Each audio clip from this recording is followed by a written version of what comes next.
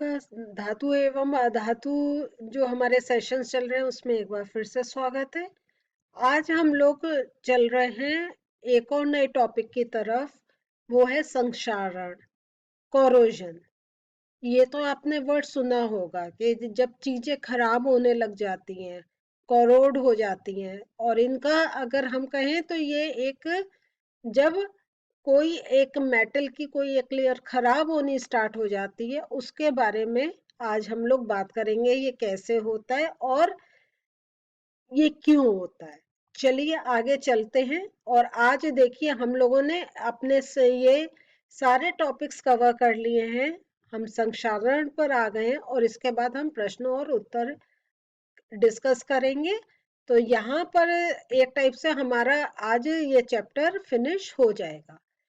उसके बाद हम क्वेश्चन एंड आंसर करेंगे। तो चलिए चलते हैं और हम थोड़ा सा संक्षारण, कोरोजन के बारे में समझते हैं। तो ये क्यों होता है, कैसे होता है, इसके बारे में जानकारी हासिल करते हैं। हवा में क्या होता है, जो हमारे जो आसपास की चारों तरफ की जो हवा होती है उसमें क्या होता है, ऑक्सीजन प्रेजेंट होती है।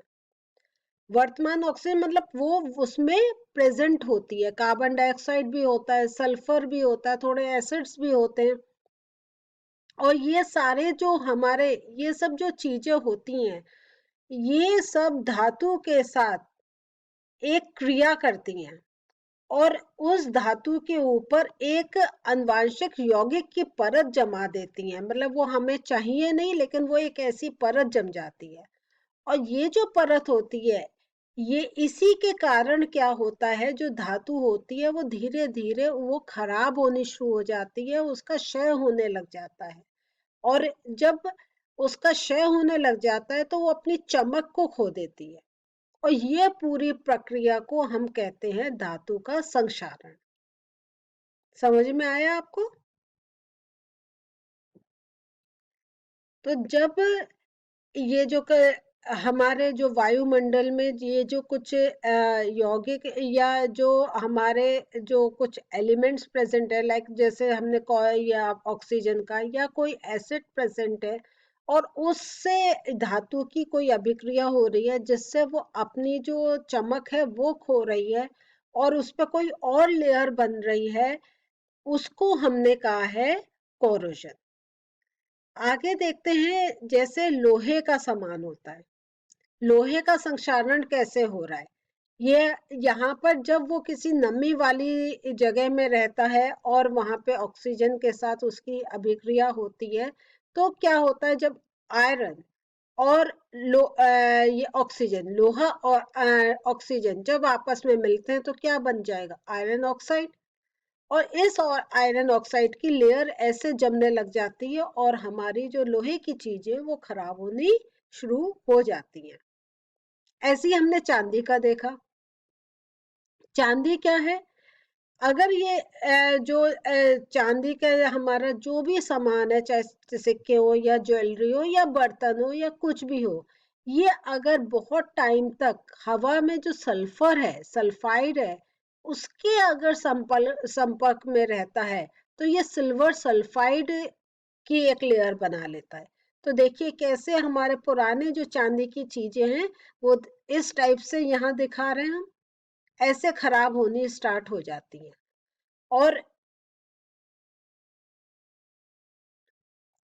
और जब ये इनकी जो लेयर सिल्वर सल्फाइड की जब बनने लग जाती है तो वो जो चांदी का हमारा संक्षारण स्टार्ट हो जाता है। ऐसे ही हम तांबे का एग्जाम्पल ले रहे हैं। तांबे में भी जब हवा में जो कार्बन डाइऑक्साइड प्रेजेंट है उसके साथ जब तांबे की अभिक्रिया होती है तो तांबे क्या होता है, कॉपर कार्बोनेट बनने लग जाता है। कार्बन डाइऑक्साइड के साथ प्रतिक्रिया करके वो कॉपर कार्बोनेट बनने लग जाता है।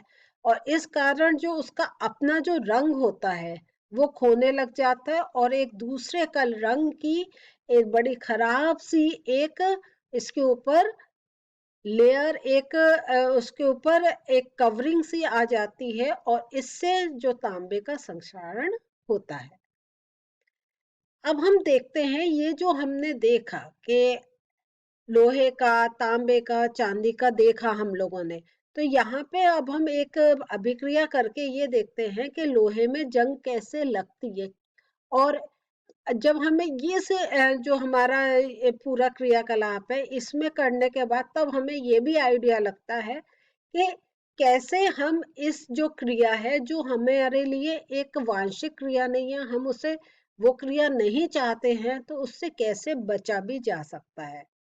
इसमें हम लोगों ने क्या करा, एक टेस्ट ट्यूब लिया, इसमें ये हमने जंग लगी लोहे की कील डाल दी और जल डाल दिया, ठीक है। और इसमें हमने वायु छोड़ दी।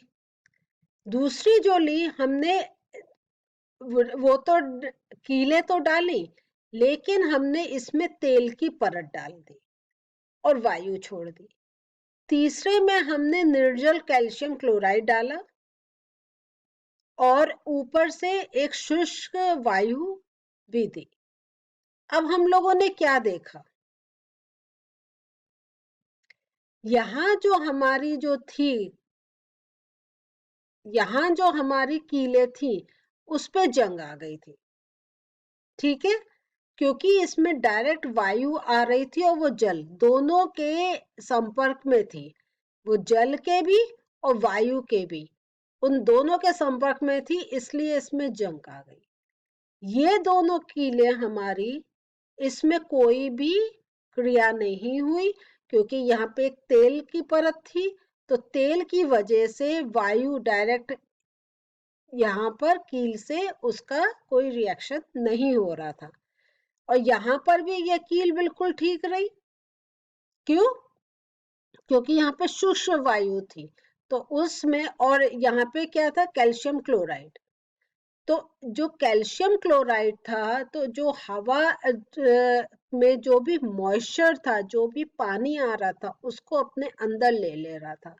तो इस कील की भी कोई भी पानी और वायु के साथ क्रिया नहीं हुई, इसलिए यहाँ पे भी जंग नहीं लगी। तो इससे हमें निष्कर्ष लगा कि जब वायु और जल का से जब ये लोहे की चीज का कोई कांटेक्ट होता है, जब वो आप मिलते हैं, तब एक ऐसी कुछ एक अभिक्रिया होती है जिससे एक लेयर बनती है, और वो हम कहते हैं कि वो जंग लगने वाला एक प्रोसेस हो जाता है।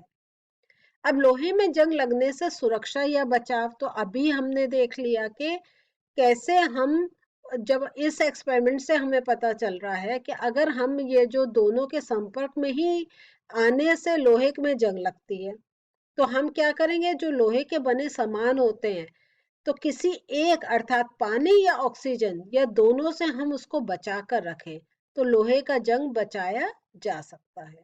क्योंकि यही दो कारण हैं जिसके कारण हमारे लोहे की चीजों में जंग लगती है। दूसरा जो आ गया, हम पेंटिंग कर सकते हैं। जब लोहे के सामानों पे हम पेंट कर देते हैं, तो वो एक हम ऐसी परत चढ़ा देते हैं जिससे उससे जंग लगना हम बचा सकते हैं। और पेंट की एक या दो परत चढ़ा देने पर लोहा हवा में जो ऑक्सीजन प्रेजेंट है, जो नमी प्रेजेंट है, उससे उनका कोई संपर्क नहीं होता है, इसलिए जंग नहीं लगती है। दूसरा और जो हम देख रहे हैं कि यही कारण है कि जो हमारे लोहे की जो ग्रिल होती हैं, कुर्सियां होती हैं, दरवाजे होते हैं, और जितनी भी लोहे की चीजें होती हैं, इस पर हम पेंट कर देते हैं, ताकि हवा में जो उनकी नमी जो प्रेजेंट है, वो उनके संपर्क में नहीं आए। लोहे के सामानों पे हम ग्रीस भी लगाते हैं, आप देखते होंगे साइकिल पे आप ग्रीस लगवाते होंगे।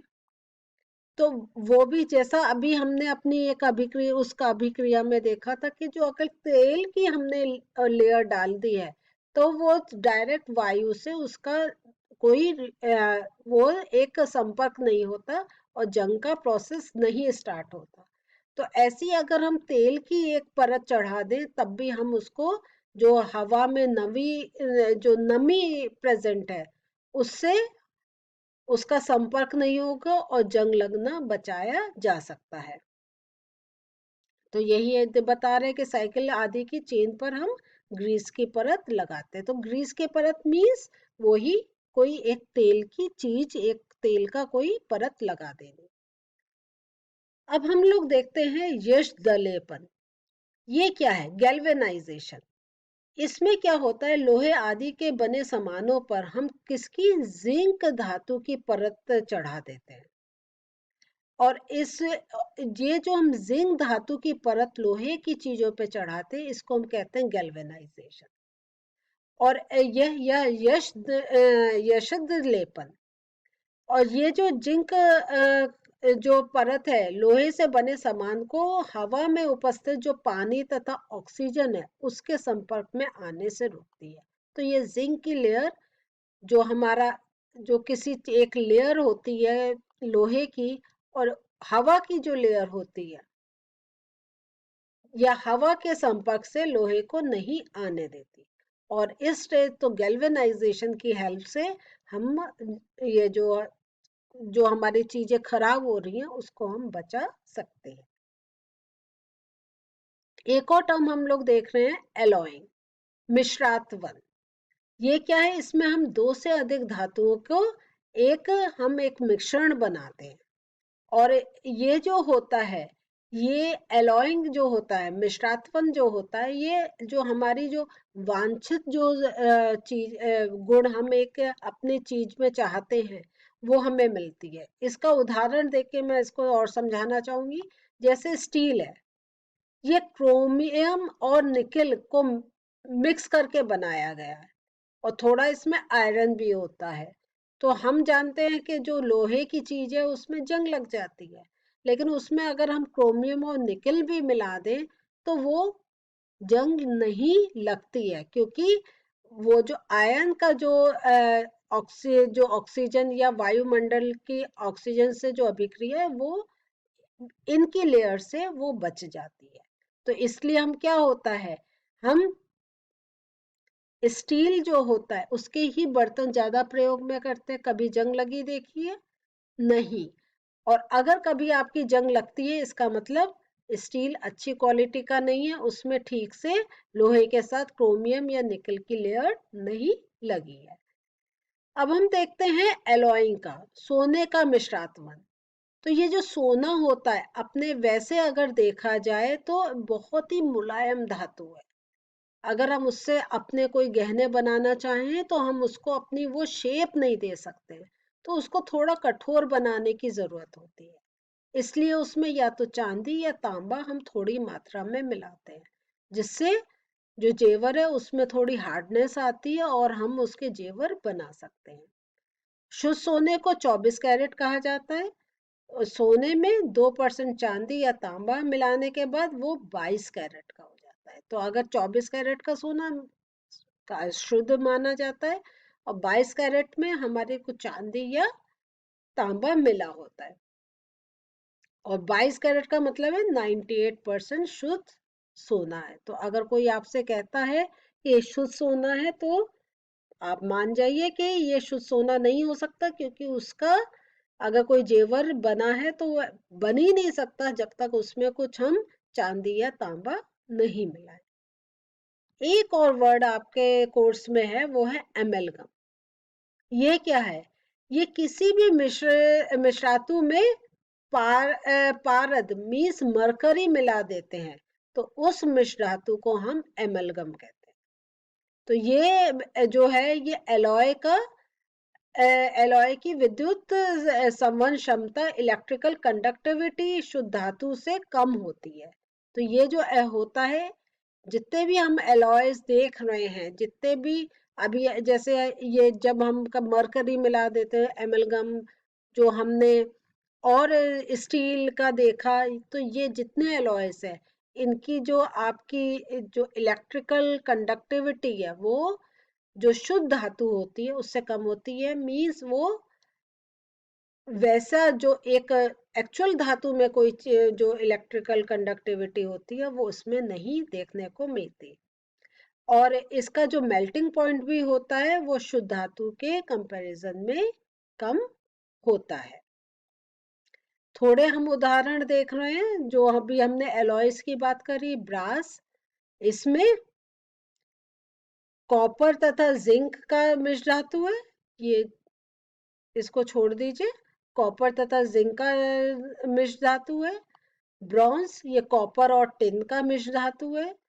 एक होता है सोल्डर आयरन, ये भी क्या होता है, इसका किस में उपयोग होता है, इलेक्ट्रॉनिक सामान में जो जो तार होते हैं उनको जोड़ने के काम में। और इसका जो मेल्टिंग पॉइंट होता है, गलनांक जो होता है, वो काफी कम होता है। और ये जो सोल्डर आयरन है, ये किन दो चीजों से मिलकर बना है, लेड तथा टिन। तो पीबी ये है एसएन, ये इसके सिंबल्स हैं। तो इनसे मिलके ये आपका सोल्डर आयन बनता है। तो ये आपके मैंने कुछ एलॉयज के उदाहरण आपको दिए। तो आज हमने क्या पढ़ा, आज हमने देखा कि कैसे हम जंग लगने का जो एक प्रोसेस है उसको रोक सकते हैं, उसमें कैसे हम और उसका कारण क्या है, कैसे वो ऑक्सीजन या पानी के साथ मिलके एक लेयर बन जाती है जिससे जो धातु है वो अपनी चमक खो देता है। उसके साथ हमने एलॉयज का देखा, कैसे दो या तीन धातु आपस में मिलके एक नया धातु बना देते हैं। और जो जिन धातुओं से मिलकर बना है उनके जो गुण हमें नहीं चाहिए वो उसमें नहीं आते हैं, लेकिन जो अच्छे गुण चाहिए वो उसमें आ जाते हैं। तो ये सब क्या है, ये सारा साइंटिफिक, हम लोग जब एक्सपेरिमेंट्स करते हैं तो हमें ये चीजें पता चलती हैं। तो आज हमारा ये चैप्टर यहीं समाप्त होता है। इसके बाद हम अब दो सेशंस में इसके प्रश्न उत्तर डिस्कस करेंगे। तो जितना आपने पढ़ा उसको रिवाइज करते रहें, जैसे जब हम क्वेश्चन डिस्कस करें तो आपको आंसर्स कुछ पहले से मालूम हो और कुछ अच्छी तरीके से समझ सकें। तो मिलते हैं अगले सेशन में। नमस्ते।